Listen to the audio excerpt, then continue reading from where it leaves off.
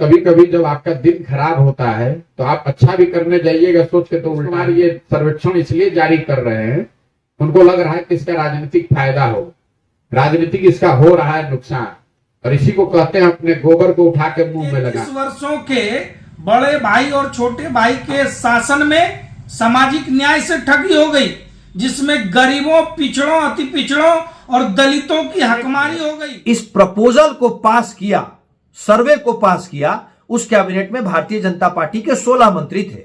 जिस कैबिनेट ने संसाधन दिया उस कैबिनेट में भी भारतीय जनता पार्टी के 16 मंत्री थे। और लालू प्रसाद यादव और राष्ट्रीय जनता दल तो हमेशा से आरक्षण विरोधी रहा है। तथ्यों को याद करें, लालू प्रसाद यादव और राष्ट्रीय जनता दल के शासनकाल में पंचायत चुनाव लालू प्रसाद यादव के इशारे पे बिना आरक्षण लागू किए हो गए थे। फोर्थ व्यूज, चौथा विचार, बाकी ठीक है। बिहार में जब से जाति गणना आर्थिक सर्वेक्षण हुआ है और इसे जारी किया गया है, आरक्षण 75% तक करने की व्यवस्था बना दी गई है, तब से कई तरह के राजनीतिक बवाल हो रहे हैं, श्रेय लेने की होड़ है। जैसे देश में जाति की गिनती यदि हो जाए तो तमाम समस्याएं खत्म हो जाएंगी, ये राहुल गांधी का कहना है। बिहार में जो स्थिति है, राजद इसका श्रेय ले रही है। बीजेपी कह रही है कि जब कैबिनेट ने मुहर लगाया था जातीय जनगणना के लिए तो 16 मंत्री भाजपा के कैबिनेट में थे। जब संसाधन देने की बात आई और उस पर मुहर लगी तो भाजपा के 16 मंत्री थे सरकार में और शामिल थे।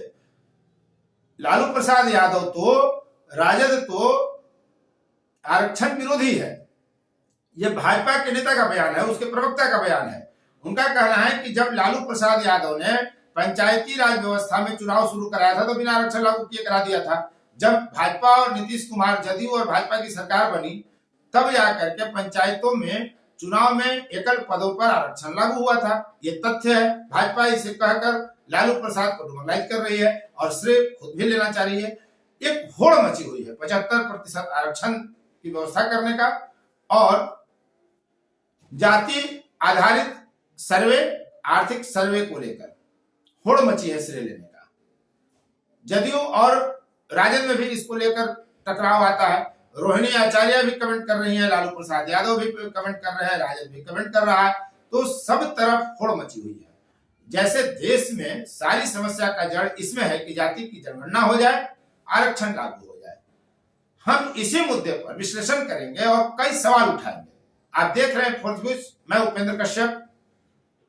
बिहार पॉलिटिक्स, देश की राजनीति में क्या हो रहा है। खबरें छपी कि बिहार में 75% आरक्षण की व्यवस्था लागू कर दी गई। राज्यपाल ने सिग्नेचर किया और यह व्यवस्था लागू हो गई। नीतीश कुमार अपने आवास पर बैठक बुलाते हैं और अधिकारियों को कहते हैं कि इसे हर हाल में आप लागू करें। प्रशांत किशोर पूछ रहे हैं कि 32 साल से, और यही सवाल भाजपा के लोग भी पूछ रहे हैं कि 32 साल से बिहार में नीतीश कुमार और लालू प्रसाद और राबड़ी देवी की सरकार रही है, तो फिर विकास क्यों नहीं हुआ। सवाल तो जायज है। और दूसरी बात कि जब बिहार में सरकारें चली तो लालू राबड़ी का 15 साल का लगभग कार्यकाल और पिछले 17-18 साल से नीतीश कुमार, सुशील मोदी, नीतीश कुमार और तेजस्वी यादव की सरकार चल रही है। यानी पिछले 32 साल से यदि लगभग 1990 में जब लालू प्रसाद का बिहार में उदय होता है, जनता दल जिसके हाथ में चक्का बा उसका जीत पक्का बा, लालू प्रसाद नारा लगाया करते थे और बाद में वो लालटेन पकड़ लेते हैं, राष्ट्रीय जनता दल बनाते हैं। राजनीति में तो ये सब होते रहता है। हमारा ये कहना है कि जब से लालू प्रसाद यादव बिहार के मुख्यमंत्री बने, फिर राबड़ी देवी बनी, फिर नीतीश कुमार बने, फिर जीतनराम मांझी बने और फिर नीतीश कुमार, बीते 32 साल में पिछड़ों की सरकार बिहार में खम ठोक कर चल रही है और पूरी ताकत के साथ तमाम लोग जो मुख्यमंत्री बने, चाहे लालू हो, चाहे राबड़ी हो, चाहे नीतीश कुमार हो या फिर जीतनराम मांझी हो और फिर नीतीश कुमार हो, चाहे नीतीश कुमार सुशील मोदी हो, चाहे नीतीश कुमार तेजस्वी यादव हो, तमाम लोग पिछड़ी जाति से आते हैं। पिछड़ी में सबसे मजबूत जाति से आते हैं। यादव और फिर कुर्मी। दोनों ही जातियां मजबूत मानी जाती हैं। यादवों को जहां जनसंख्या के आधार पर सबसे मजबूत जाति मानी जाती है, वहीं याद करिए 1931 की जनगणना, तब पिछड़ों में सबसे अगड़ा कुर्मी बिरादरी था, यानी सबसे ज्यादा अंग्रेजी बोलने वाली जाति 1931 में जो जातीय गणना हुई थी उसमें कुर्मी था। तो कुर्मी और यादव की सरकार रही। सवाल ये उठता है तो फिर हकमारी किसने की? अगर यह सवाल राजनीतिक दल के लोग, राजनीतिक पार्टियों के प्रवक्ता पूछ रहे हैं तो फिर इसमें गड़बड़ी कहां है? प्रश्न तो पूछे ही जाएंगे कि जब 32 वर्ष से सरकार पिछड़ों की चल रही है, यानी जो बच्चा 90 में पैदा हुआ होगा वो आज या तो बेकार हो गया होगा या कहीं ना कहीं रोजगार कर रहा होगा, कहीं सरकारी नौकरी में होगा या कोई प्राइवेट जॉब कर रहा होगा या कोई दुकानदारी कर रहा होगा। तो इतनी बड़ी व्यवस्था में उनको जगह कहां मिली? नीतीश कुमार कह रहे हैं कि शैक्षणिक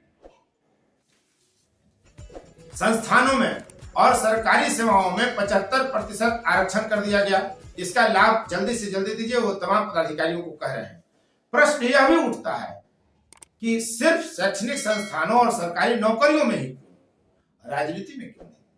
जब राजनीति में अनुसूचित जाति, जनजाति और महिला की आरक्षण की व्यवस्था की जा रही है, अनुसूचित जाति और अनुसूचित जनजाति की व्यवस्था प्रथम चुनाव से ही है, तो फिर जाति में आरक्षण लागू क्यों नहीं किया जा रहा?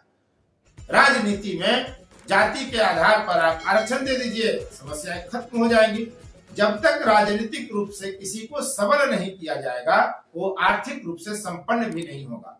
जो बिहार का ताजा आर्थिक सर्वे रिपोर्ट सामने आया, आप उसी का गहन विश्लेषण कर लीजिए।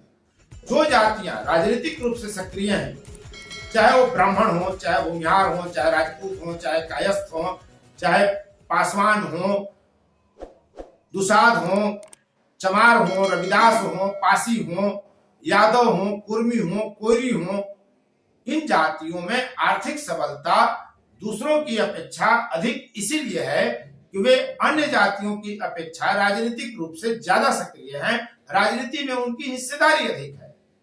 तो फिर क्यों नहीं जाति के आधार पर ही राजनीति में आरक्षण की व्यवस्था लागू कर दी जाए? समस्या खत्म हो जाएगी, तमाम जातियों को राजनीति में आरक्षण का लाभ मिलेगा। ऐसा न लालू प्रसाद करेंगे, न तेजस्वी यादव करेंगे, न नीतीश कुमार करेंगे और न ही कांग्रेस करेगी। इसका मतलब यह नहीं कि भाजपा भी कर देगी, वह भी नहीं करेगी। राजनीति में जो भी जमात आगे है, जो भी समाज के लोग आगे हैं, जो भी व्यक्ति आगे है, वह कभी राजनीतिक हिस्सेदारी कमजोर जातियों को देना नहीं चाहेगी, चाहे वो नरेंद्र मोदी की सरकार हो, भाजपा की सरकार हो या गैर भाजपाई राजनीतिक दलों की सरकार हो। ये कभी नहीं होने जा रहा है, यह हमारा स्पष्ट मानना है। और जब तक यह नहीं होगा, आप आर्थिक रूप से सबल नहीं कर सकते। दूसरी बात कि जब बिहार में आर्थिक सर्वे का रिपोर्ट जो जारी किया गया, यदि हम उसे देखें तो क्या यह सवाल गलत उठाया जा रहा है कि 32 साल से पिछड़ों की सरकार, फिर पिछड़ा बिहार क्यों? बीमारू प्रदेश से बाहर क्यों नहीं निकल पाया बिहार? इसके लिए जिम्मेदार कौन है? क्या मीडिया को जिम्मेदार ठहरा देना, सवर्णों को जिम्मेदार ठहरा देना समस्या का समाधान है? जबकि 32 साल से सबसे ताकतवर राजनीति में यादव और कुर्मी है और इन्हीं की सरकार है। आप सामाजिक आर्थिक सर्वे में भी इनकी हैसियत देख लीजिए। और इसीलिए यह सवाल उठ रहा है कि इसके लिए जिम्मेदार कौन है? आप बताइए, जो नीतीश कुमार ने सर्वेक्षण जारी किया जिस पर प्रशांत किशोर यह सवाल उठा रहे हैं कि इसी को कहते हैं गोबर को उठा करके मुंह में लपेट लेना, लगा लेना, यानी जो काम आप अच्छा समझकर कर रहे हैं वो आपको ज्यादा नुकसान करेगा। ये प्रशांत किशोर का मानना है, जिनको राजनीतिक विश्लेषक माना जाता है और अब राजनीति में एक तरह से वो हैं भी। तो प्रशांत किशोर का कहना है कि नीतीश कुमार ने गोबर उठाकर मुंह पर लगा लिया है और वो भी सवाल उठा रहे हैं।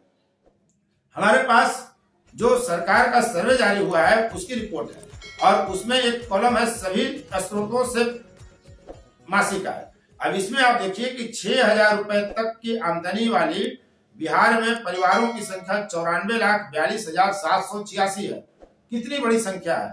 और सबसे बड़ी संख्या है 34.13% आबादी इस राज्य की ऐसी है जिसकी आमदनी 6,000 तक है। ऐसे परिवारों की संख्या है 34.13%। अब आप सोच लीजिए कितनी बड़ी संख्या है।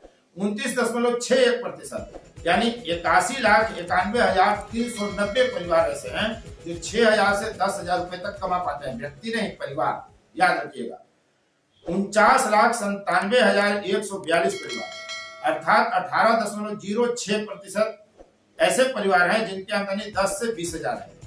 इतनी राशि में घर का, परिवार का गुजारा करना हिमालय की चोटी पर पैदल चढ़ने के बराबर है। यह कम श्रम साध्य नहीं है, ये कम बड़ा मैनेजमेंट नहीं है कि आप 6,000 से 20,000 की आय में पूरा परिवार का खर्च चला लें।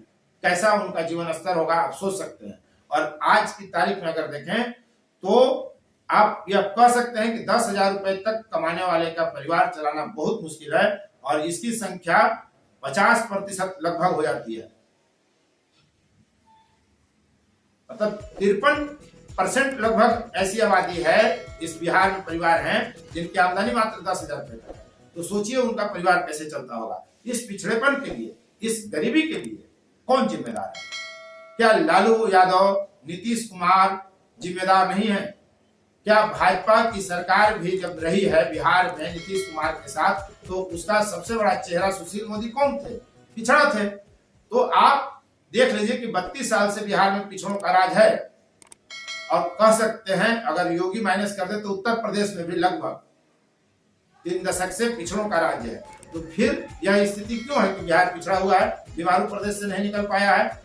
अब 20,000 से 50,000 रुपए तक की आमदनी 27,20,000 परिवारों की है और इनकी संख्या मात्र 9.83% है जो 20,000 से 50,000 रुपए कमा रहे हैं। और आज की तारीख में 20,000 30,000 रुपए कमा कर भी परिवार चलाना बहुत कठिन है। आप अच्छी शिक्षा तो बच्चों को नहीं दे सकते हैं 20-25,000 रुपए महीना कमाकर, 30,000 रुपए महीना कमाकर।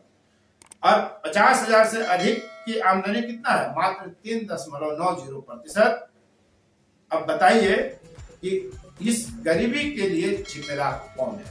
क्या आरक्षण की जो वर्तमान व्यवस्था बदल कर बनाई गई है नीतीश कुमार सरकार के द्वारा, इसके लागू कर दिए जाने से भी लोगों का उत्थान इतना हो जाएगा कि आने वाले 5 साल, 10 साल, 20 साल में गरीबी खत्म हो जाएगी? या 50,000 तक की जो आय है तीसरे श्रेणी कमानी है, अब तो 10 साल बाद तो 25,000, 50,000 का भी वैल्यू नहीं रह जाएगा। उस स्थिति से यदि देखें तो अब आइए इसका कोटिवार, आप जाति की बात तो हो ही रही है, बिना जाति का तो राजनीति ही नहीं होगी और विमर्श भी कुछ नहीं आप कर सकते हैं।